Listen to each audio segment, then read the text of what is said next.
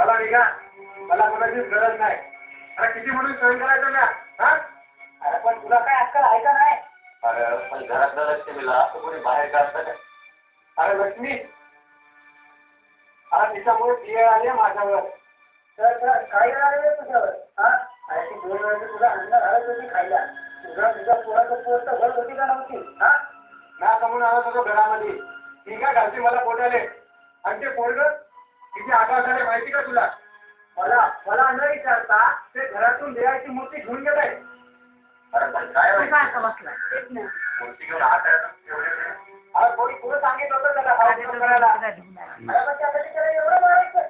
बस तुला माहित आहे, एकदा आपलं डोकं तापलं ना की आपला भाला राहत नाही. अरे पण तू एवढा वाईट धंदे करतो, पण तिथे तरी समजूनच घेत होती ना तू. अरे दम काय म्हणून तर लय दम.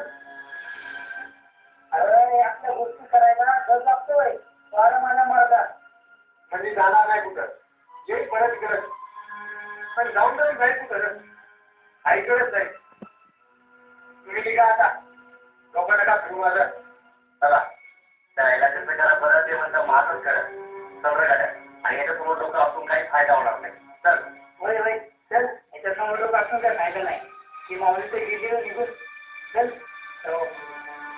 निघा. आले होते मला समजायला. अरे जाऊन जाऊन जाय कुठं म्हणजे जरी परत इथं